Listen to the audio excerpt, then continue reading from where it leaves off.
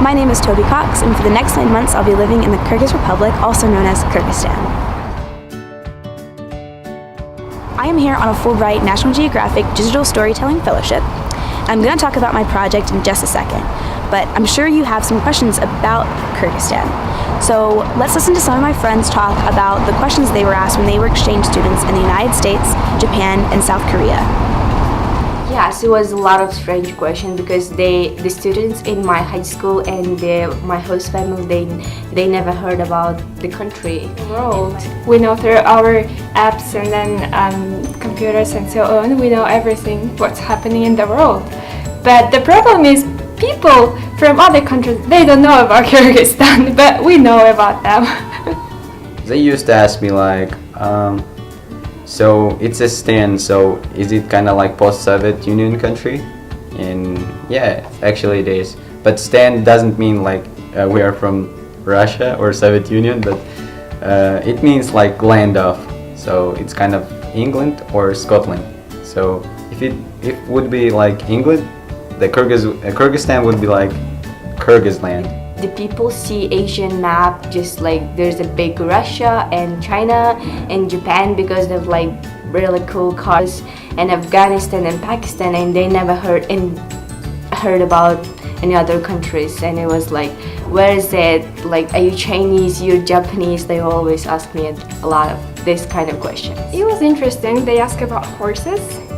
They asked like do you still use it as a main transportation in your country? And I said no. we also like divide into cities and then rural areas, and I explained them that in rural areas, of course, some people use it, but in big cities we have a kind of good transportation system. Yeah. Kyrgyzstan is in Central Asia. To give you an idea, imagine a map of the world.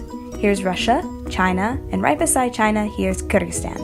Kyrgyzstan is also surrounded by Tajikistan, Uzbekistan, and Kazakhstan. It's pronounced like Kyrgyzstan. Kyrgyzstan. It's Kyrgyzstan. There are so many things to wish people know about Kyrgyzstan. The most important thing is like it's a very nice place, and it's located in the center of the Asia, and it has a very beautiful nature with a very beautiful people and very like diverse culture because we have like a lot of ethnic groups. I would love people to think about Kyrgyzstan as one of the democratic countries in the Central Asia.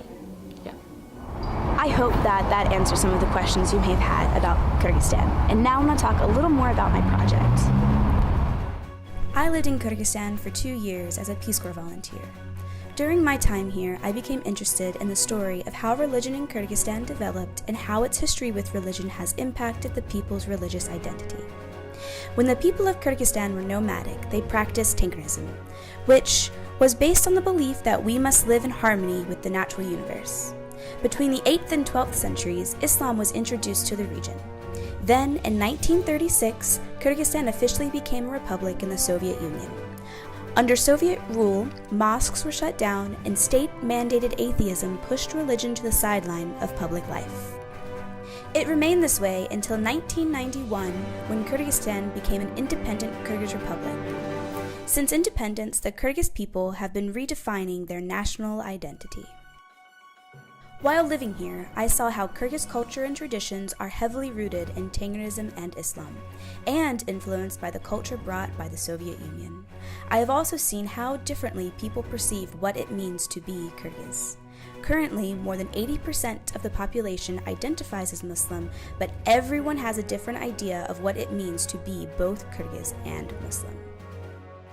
This is the story I want to explore through this fellowship. The story of Kyrgyzstan's history with religion and how it has impacted the people's religious identity. I aim to tell the story of religious identity in Kyrgyzstan not through statistics and numbers, but through the voices of the Kyrgyz people. I will be traveling to all 7 regions to talk with people and to get their view on religion and religious identity in Kyrgyzstan. I also aim through this fellowship to show how diverse Islam and Muslim identity is across the globe, in hopes that, one day, people from different religious and cultural backgrounds may live in peace and understanding of each other.